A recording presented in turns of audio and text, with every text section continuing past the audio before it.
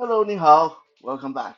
欢迎回来 to Wisdom Wednesday with Johnny Tiger on July 27, 2022.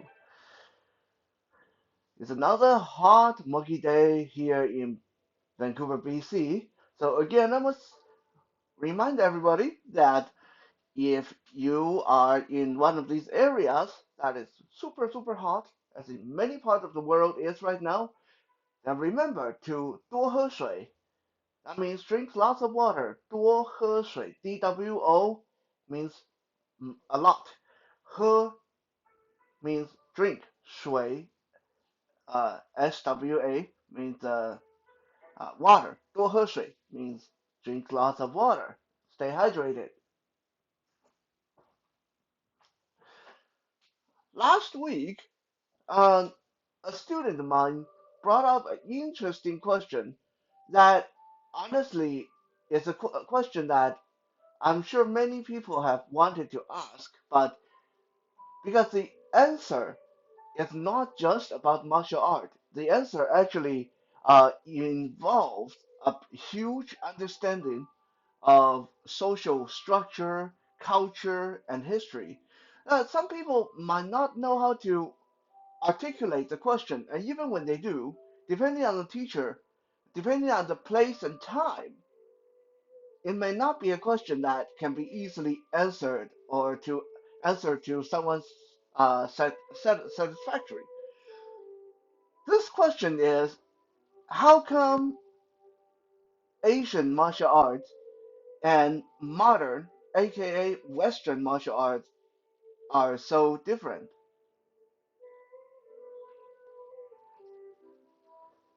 Now, to some people that don't really do a lot of martial arts, you may think how different it is. You punch people, you kick people, and you would be right.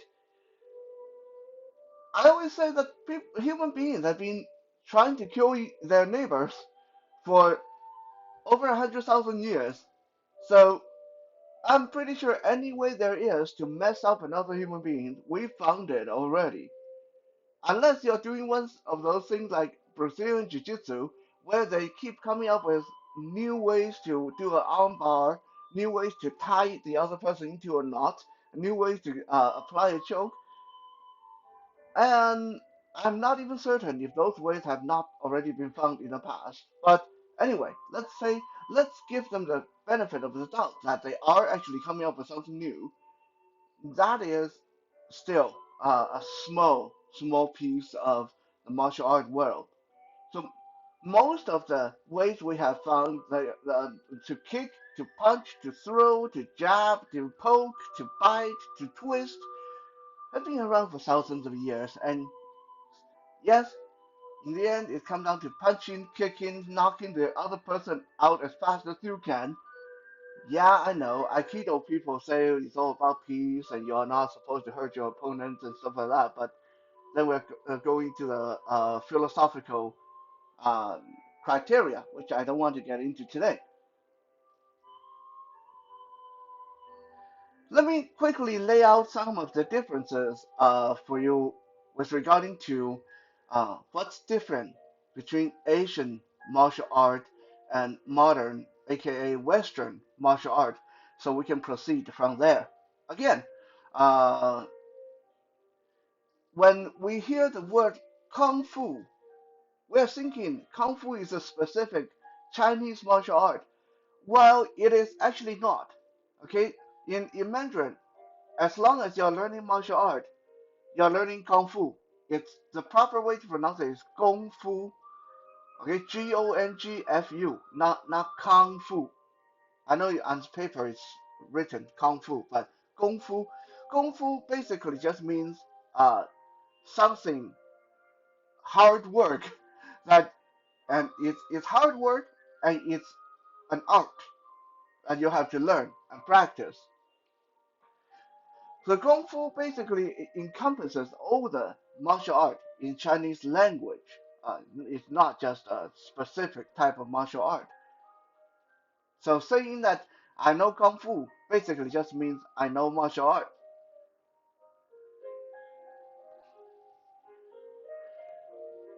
Perhaps the first biggest difference between Eastern and Western. Now, I'm going to clarify this one more time, but for the rest of this post, I'm going to just assume we're all on the same page. When I say Eastern, I'm meaning uh, Asian, primarily Southeastern, uh, Central Asia, China, Japan, Philippines, Korea, uh, because I can't speak for the entire Asia, right? I mean, uh, Israel and all those Middle Eastern countries that part of Asia, and India is part of Asia, and Thailand and Vietnam. Those are all Asian countries, but some of those places I have very little understanding of their culture and history. So for the rest of this episode, when I say Asia or when I say Eastern, I mean basically that chunk where China is all originate from China. And similarly, when I say Western, I'm not encompassing the entire Western world because obviously they're all different, and some of them I have very little knowledge about. For example, if you ask me what kind of martial art do people practice in Greenland or Poland, I would say, yeah, I have no bloody idea. Okay, so mostly when I speak of Western martial art, I'm speaking of the Anglo-Saxon, the Vikings, the Germanic and Greco and Roman, Normandy, that branch of Western civilization. So now that we're on the same page, the number one noticeable difference uh, in Eastern martial art and Western martial art is Eastern martial art usually take a heck of a long time to learn, while Western martial art you can learn in relatively a quick manner. You can get good at it relatively quickly. Now, this may make it sound like that Western martial art is better than Eastern martial art, and I'm not here to say yay or nay. I started out my life as a traditionalist, training in a lot of Eastern style, and then gradually I went over to doing some of the Western stuff, and then it almost seemed like I went full circle and ended up back in Asia. Because yeah, a lot of you don't know that Krav Maga actually, because it's a Jewish Israeli martial art, it does count as Asian martial art. Um, so I have gotten taste of both sides of the fence, and I will not stand here and say with any kind of certainty that West is better than the East, East is better than the West, because it's not a fair comparison. Why is that? Because one of the things that a lot of people do not realize is what you see as Eastern martial art nowadays is mostly the little bits and pieces that survived the Great Purge back in the 1950s, 1960s, when communist government took over China, and they did a lot of horrible things, such as burning down Confucius schools and temples, and purged, killed a lot of the grandmasters in Chinese martial arts. And this was not the only purge, and China was not the only Eastern country that have this happen. Uh, when the Spaniards took over the Philippines, Marianas Islands, and other places, they pretty much, and the Portuguese as well, they pretty much made it so you cannot practice martial arts. Otherwise, you would get punished or killed. Uh, so in many, many Asian countries, what we see is a little bit, tiny pieces that's left from a massive, long, martial art history because after the Great Purge in China, for example, most of the old lineage in schools, martial art branches died out because the government executed the great martial art masters and burned down the schools and uh, destroyed all the documents. So, for example, when we hear about snake kung fu, tiger kung fu, dragon kung fu, monkey fist, drunken fist, these are all extinct. If you find someone who claim to teach you authentic, full tiger style or authentic, full crane style, then they're lying to you because it doesn't exist anymore. The government wiped it out. What you will find is now we have Wing Chun, which is the offspring of White Crane, and we have Hung Gar, which is as close to traditional tiger style that you're going to find, etc., etc. Western martial art, however, did not go through this great series of purges and oppressions. So they had a lot smoother time coming down the history. Uh, so essentially, what we see as wrestling and boxing, fencing, sword fighting, all that stuff today wouldn't be very different from what was offered to people back in the 13th century, 14th century in Europe. But what you see as Wing Chun or Hung Gar or Tai Chi uh, or whatever kind of Kempo or Kung Fu or Aikido or Karate or Taekwondo, what you see as they do today, if I send you back in the time machine to 12th century China, you may suddenly find, whoa, I thought I was a black belt. I barely know any of this. Okay, so that's one thing that we got to keep in mind that it's not a comparison comparing East to West because the Eastern martial art has gotten massively devastated and have to go through this cultural reboot and have to rediscover itself. So back to the original point, Eastern martial art takes a lot longer to practice than Western martial art.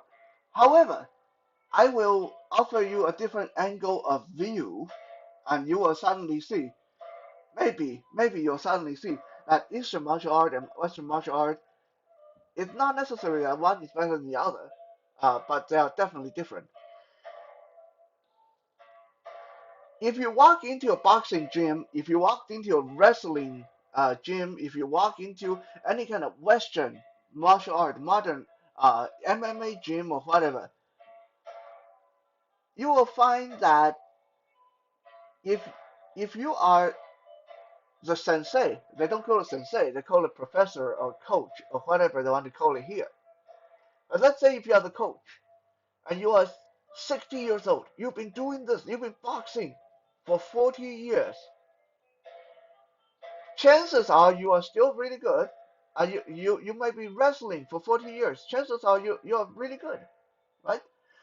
But if I throw someone in there who's 20, who's big and strong and quick and young and aggressive and has learned it, practiced it for 1 year, there's a really big chance that that newcomer, that young newbie, is going to kick the butt of the coach, right? Because the coach, yes, they have all the techniques, but they don't have the two most essential components that makes them good fighters in the Western martial art: strength and speed. At least not comparing to a very driven 20-year-old, very fit 20-year-old that has been training for a year. Right? Now, if we take this and turn it around, and let's say you walk into any, okay, any, well, I shouldn't say any because there's a lot of dojos, fake dojos out there. You walk into any real, serious, down to earth, properly registered uh, Eastern martial arts school. Any of them. Aikido, Taekwondo, Karate, Judo, uh, any kind of Kung Fu, Wing Chun. That 60-year-old sensei, Shifu, going to be the ultimate alpha male, going to be the big dog, right? You can get any student in there. I don't care how big or fast or strong you are in your 20s, and you can have 5 years under your belt. That sensei, that shifu, still going to kick your butt like like you didn't even matter, right? Because in Chinese martial art, in a lot of Asian martial art, strength and speed take a back seat to technique and precision and knowledge. So many times when people ask me which one's better, Western martial art, Eastern martial art, I say, well, that depends. What are you trying to do? Do you want to be really badass now that you're young, but when you get older, when you no longer have the big muscles, you're going to kind of flake? Then you go with Western martial art. Or do you rather be a little bit plain and under the rock and undiscovered and unassuming for the next 20 years, but when you're in your 60s and 70s, you're going to totally kick ass? If that's what you want, then you want to go with the Eastern martial art. And don't forget, it doesn't have to be one or the other.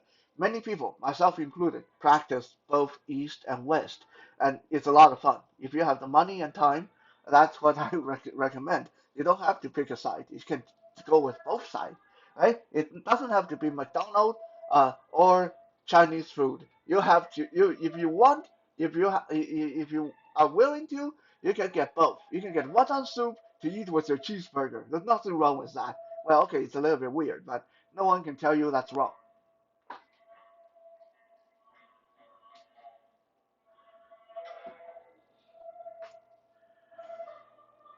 The next big difference you'll notice in Chinese or Eastern versus Western martial art, at least some people have brought this point out, is how come Western martial art focus more on have more weapon training with swords and spears and axes and stuff like that, and Eastern martial art don't. Actually, if you are one of the people that thinks that way, then that just means you have not looked at Eastern martial art very deeply. Because at the core of almost every Eastern martial art, especially Chinese martial art, at the core of every Chinese martial art is a weapon. Right? When you look at them practicing their praying mantis strike, their snake hand strike, their sticky hand, their Wing Chun, their dragon hammer fist, their tiger claw, you may think that it's all empty hand. But all these techniques, all these styles are meant to be ultimately used with weapons. I touched upon that briefly in the episode when I talked about the Wing Chun butterfly sword. How even a lot of people who do Wing Chun, they don't realize Wing Chun's actually meant to be used with a very specific type of weapon. Uh, and it's not until you put those weapons in your hand that suddenly, and then you go do your Wing Chun techniques, and you go, whoa, now this makes sense why we parry this way. Now this makes sense why I don't need to have super big muscle. Now this suddenly makes sense why I move this way. Heck, if you think that Asian martial arts don't do weapons, just look at Filipino martial arts. They almost do nothing but weapon.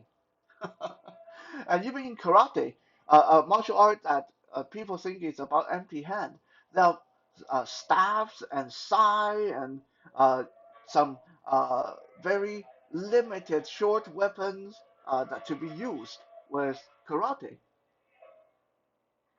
So it's not that Asian martial art do not focus on weapon. It's that Asian martial art usually reserve the weapon, with the exception of Filipino martial art. Most Asian martial art, most Eastern martial art do not teach you the weapon part until you're really, really high level, which means you can be super responsible of what you are doing, right? And that is the fail-safe in built into Asian martial art. That to learn how to use a weapon means you're learning how to take another person's life, which means you need to show your sensei, your shifu, that you are competent, you are responsible, and you have great self-control. Until then, stick to your fist, stick to your feet.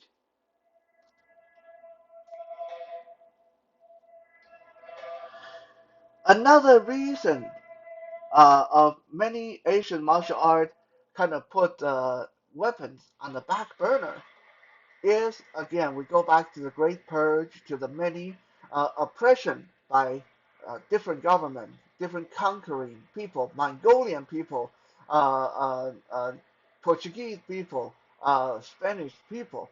Uh, Whenever someone conquer one of these Asian countries or islands or places, they make sure that no one else but themselves can is allowed to have weapons. Which means if your martial art is all about teaching weapons, then you probably will be the first one to get sent off to execution. You'll probably be the first one, the new conqueror, new government want to wipe out. So this resulted in a culture of trying to disguise their weapon, a culture of uh, using non-weapon-like things as weapon, and not using weapon at all, right?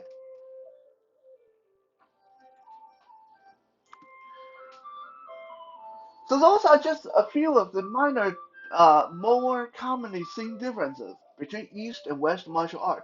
So why are these differences there? Like I said, to understand this, we need to go back and look at the culture and social structure and belief system and all that stuff. So it's a very long post already, so let's get to it. I have separated into five categories, and after listening to what I tell you today, hopefully this will make a little bit more sense. The next time you come up against someone who asks this question, what's the difference between East and West martial art and why are they different? Then maybe you can amaze them with your knowledge. Number one, the origin of the martial art. In Western martial art, a lot of the origin come from uh, trainers, and trainers were people that retired as former soldiers, former fighters, warriors, and now that they're too old to go on the battlefield, what do they do? Well, they stay home and train the next generation.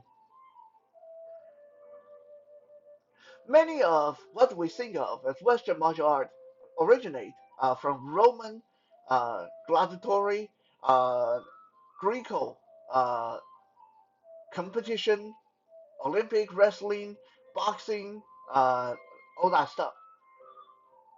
If you want to go back a little bit further, then you'll see some of the weapon-based martial art originate from the Northmen, the Vikings, barbarians, the uh, uh, the pirates. But almost without failing, these martial arts were taught uh, primarily by trainers that used to be the best. And these trainers now only, and here's the thing, only would teach them to people that could afford them, which means Western martial art primarily uh, uh, were toys for the rich and well-influenced people that had the possibility to become knights or squires, noblemen who wanted to do something sporting and badass and stuff like that. Or if you look at like gladiators, then you are slaves that were bred and kept for that particular purpose to fight. Okay, so they teach you how to fight, which means, again, it was taught by retired warriors. It was taught to mostly the well-to-do, the rich people, and mostly it was taught for the express purpose of fighting and sportsmanship. Now let's look at Eastern martial arts. If you look back through history, you'll notice that number one, Eastern martial art actually got mentioned very, very little in the grand scheme of things. Many people think that Chinese people know kung fu and Chinese people all like kung fu, but if you look back into history, martial art was not mentioned very often, hardly ever at all, because most of the people that studied martial art were poor people back in Chinese history, Asian history. Rich people didn't do martial art for the most part. The rich people had money to hire other people that did martial art for them. In most Asian countries, martial arts were not taught by retired warriors that went to war and come back and now is too old, so they stay back and teach the next generation of knights and squires and warriors. Most of Chinese martial art, Asian martial art originated in their religious order. When we look at the origin of Chinese martial art, there's generally speaking four great schools. Shaolin, Buddhist monk. Wooden, they were Taoist priests from Wooden Mountain. Yimei, they were Buddhist nuns. So about the only Chinese martial arts school that was not specifically religious was the last one, which was Kwanlun. But without a doubt, if you mention Chinese Kung Fu, everyone thinks the ultimate is Shaolin Kung Fu because Shaolin Kung Fu has been around the longest and is still around today. And Shaolin Kung Fu is originated and practiced by Buddhist monks. Everywhere in Asia, Korean, Japan, Philippines, like in the old days, you will find that most of the places that you could learn martial art were in monasteries, temples, chapels. There's very few, if ever, it's very, very rarely you'll come across someone just hang up a sign saying martial arts school. Wasn't really done in the old days. You want to learn martial art, you go into the mountain and find a monastery and go live with the monks and learn. Now, since it was mostly practiced by religious people, Chinese martial art was not very big on competition because religious people in Buddhist and Taoist, you're supposed to put all that petty competitive nature behind you. You're not supposed to be competitive. And it definitely have to be peaceful because, again, in Buddhism, peace and not harming other life form was really, really big. This result in Chinese and Asian martial art in general having a very different attitude from Western martial arts. So yes, if you look at the origin, who's teaching this martial art, where they came from, makes a very big difference. So since we already mentioned attitude, let's look at reason number two. Why are they different? Because number two is attitude.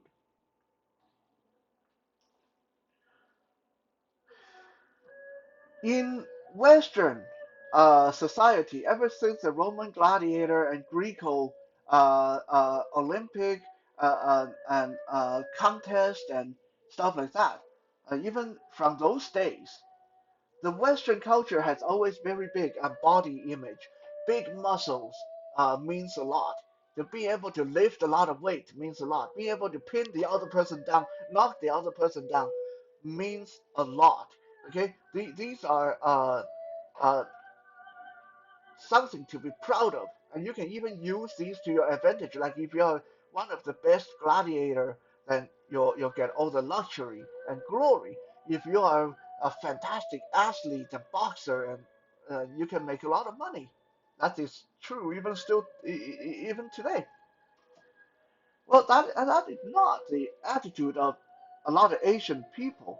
Like I said, mostly Asian people that practice martial art in the old days were poor people or religious people.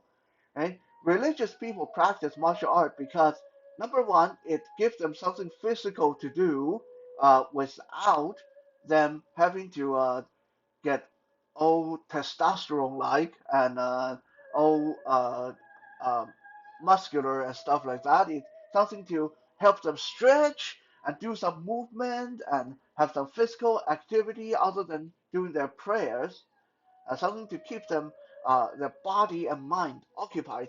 Number two, it was strictly for self-defense because these religious orders, temples, chapels, monasteries would get sacked almost every time there's a war. There's outlaws or highwaymen, even soldiers that were hungry. They would attack these places. So the monks and priests needed a way to defend themselves. So they practiced martial arts. It was not a way to get famous. It was not a way to glorify yourself. Now, for poor people, like regular poor people that were not religious, they did not practice martial art because of they could become wrestling champion or stuff like that. Because Chinese people were not very big on muscular people. I mentioned this in a past Wisdom Wednesday episode. Chinese people like throughout history had more lean toward education and scholarly people, skinny people, or even fat people, like muscular people. Even today, when I go back to my own country, a lot of my people don't think much of me. Me being a big muscular guy, me being able to lift weight, me being able to do a lot of push-up. That doesn't matter to my people. No, people think, well, if you have to use your muscle, that means your brain, you're stupid in your head. You don't have a lot of brain. So that has been the attitude throughout history. So Chinese people discourage their children from doing martial art unless they really were so stupid that martial art was the only way for them to survive. And how these people would survive was essentially practice all the super complicated moves that no one else can do, like jump up and do four somersaults in the air and land on your feet and then break a board with your pinky. Yeah, okay, that kind of stuff. I'm exaggerating just so you guys can get a picture. They That's what they practice in martial art for, is to do stunts, to do exhibitions, so they can make money for dinner. Incidentally, a lot of Chinese martial arts stars today, if you ask them, do they know how to fight? Including, I'm not kidding you, Jet Li. You look at Jet Li and his martial art, you think, wow, that guy got to be so badass in the fight. He can kick so high, he can jump so high, he can spin so fast, and he can do all those cool sword and stick movement. But if you listen to Jet Li himself, Jet Li had never learned how to fight. From his whole life, from a young age, he was trained for the express purpose to go from country to country, to go from places to places, to put on exhibitions, to choreograph his martial art. So Jet Li himself pointed out he would not be a good fighter because he never fought in his whole life. He never learned how to fight in his whole life. He just did his martial art to put on shows for people, and that has been the attitude for Chinese and Asian people throughout the ages as well.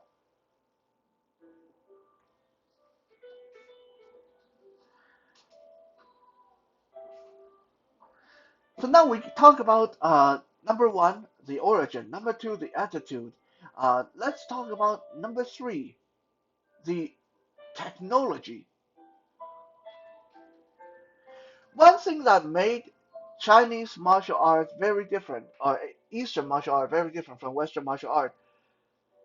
Why? When you look at Eastern martial art, there's so many different kind of martial art. But you look at Western martial art, the choices are somewhat limited. Okay, the big reason of that one is because Western people have started embracing technology a lot earlier than Eastern people. You look at the medieval time, people go to war wearing metal plates on their body. Okay, uh, even the ones that were not knights, they generally had a lot of armor on them. They are using long weapon, war hammers, spears, lances. They're using long range weapon, archeries, crossbow, and stuff like that. Which means when you are doing that, martial art really wouldn't be that useful on the battlefield. Okay, because you have all the technology. It's all about an arms race of who has the better armor, who has the better sword, who has the better weapon to break the other person's armor, and who can shoot the other person from further away, right? So Western development has go toward technology, while in the East, okay, I hate to talk smack about katana because I know everybody, uh, so many people are big on the samurai and Japanese katana and how they are really good sword because they were folded 99 times. Some people say 999 times. Some people say no, they were folded 9,000 times.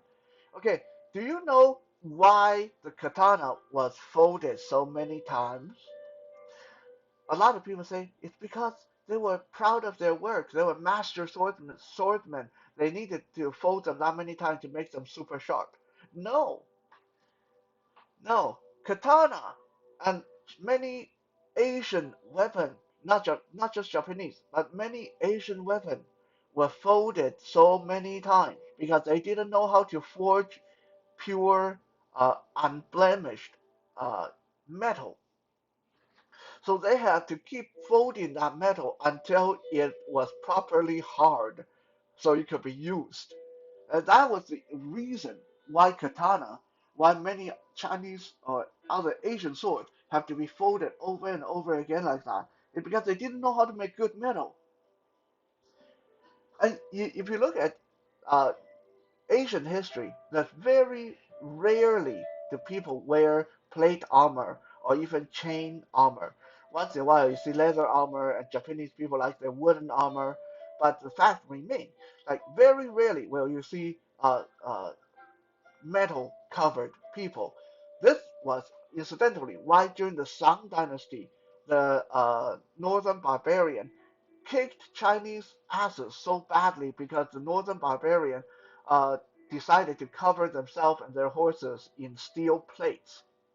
And Chinese people didn't know how to deal with that because I don't care what kind of martial art you practice, you're not going to be able to do anything to someone covering themselves in 100 pounds of metal. Right? That person, yeah, you may say, but that person won't be very fast. That person, yeah, you think so? But you know, all they have to do is stand there and let you pound on them, and you can break your knuckles and break your hand on their armor, and they can just cut you with their sword, and you're not going to be able to do anything to hurt them. So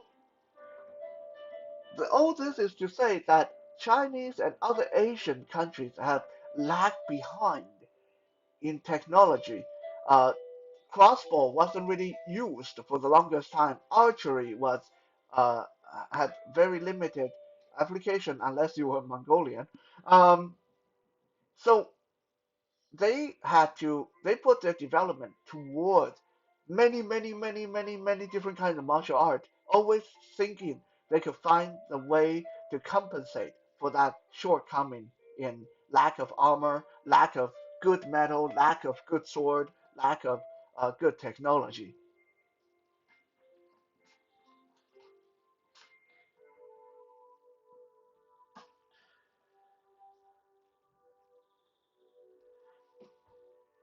Number four. Now that and this we talked about a little bit in the attitude in number two. Number four, usage.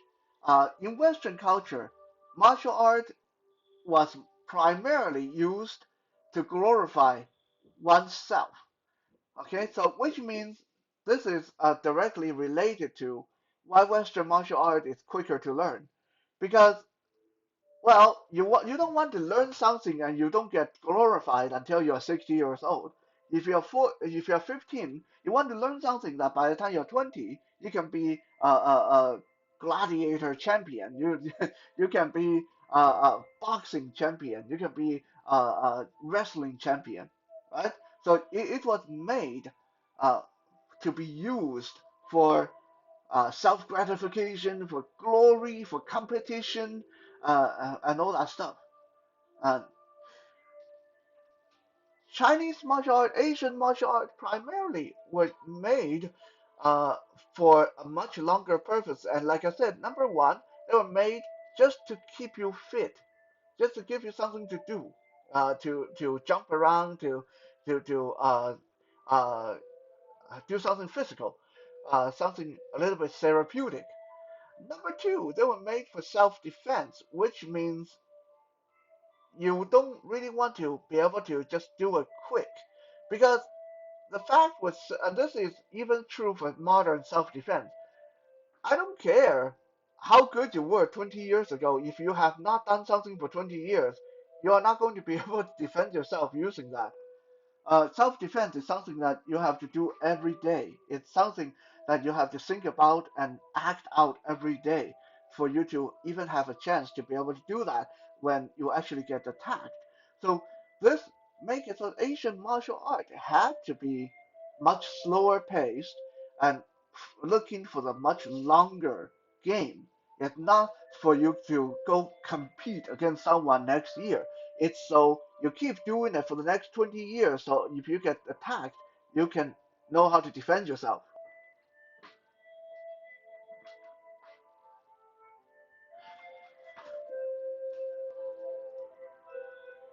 Last, and I saved the best for last.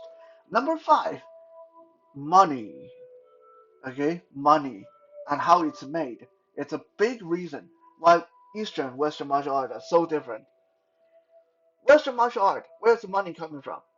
The trainer, the retired warrior, is being retained, being paid by barons and dukes and kings and queens and rich nobles to teach the rich nobles' brats. Okay, so that's where the money is coming from for the instructor. You're being paid, so if you take too long, you may get yourself fired, right? If the people doing the paying not seeing a result in a couple of months, you may find yourself without a job. Also, uh, again, I want to bring this up again. Western martial art were made so people can compete and glorify themselves and make money with it by competing, which means the quicker you can get good at it, the bigger muscle you get, the quicker, the faster you are, and the quicker they can put you in the ring, the quicker you start making money. So there's no advantage to drag it out in a Western martial art culture. You get good at it and you start making money. Or if you suck at it, then you find something else to do. Don't waste people's time. Chinese martial art.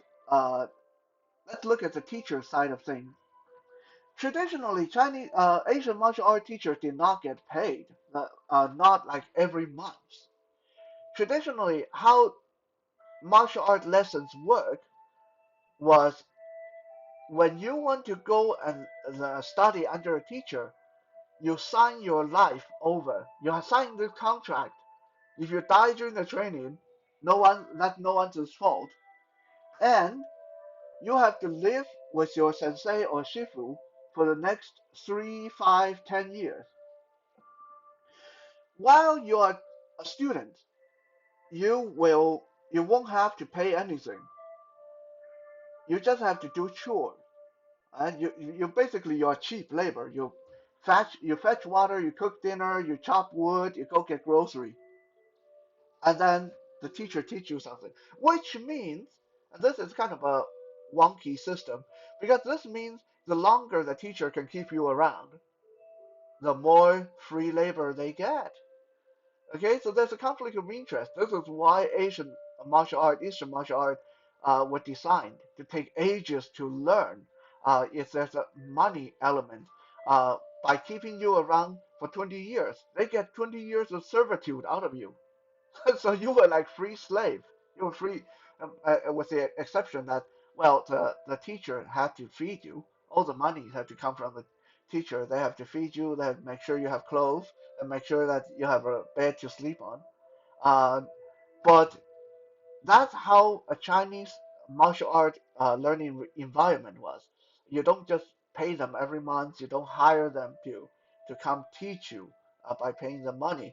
You go and stay at the school and you work for the school and you live in the school for that.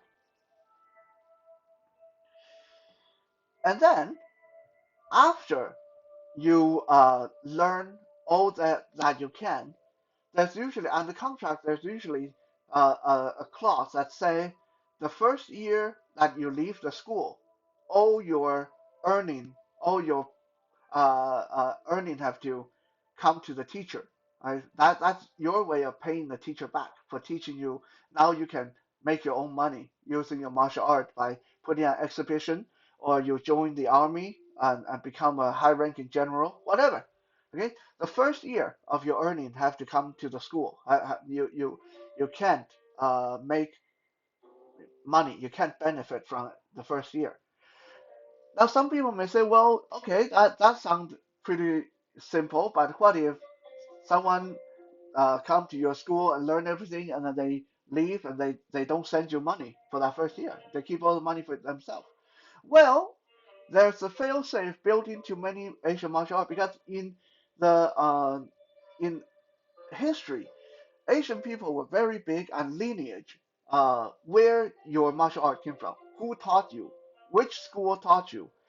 These were questions that people have to would ask when you perform at the Chinese New Year festival, when you perform for the royal court, when you want to join the military. They ask you who taught you, which school did you come from. So if you cheat me out of my first year's money, if you don't send me money for the first year you leave the school, then when whoever come around and say, hey, did George learn martial art from this school? And that's my chance to say, no, he didn't, or he kind of did, but he didn't graduate because he didn't uh, pay his due. He didn't pay his tuition. So you can't if you try to screw your shifu or sensei over this way, you are the only one that's going to suffer in the very end because no one's going to work with you, no one's going to hire you.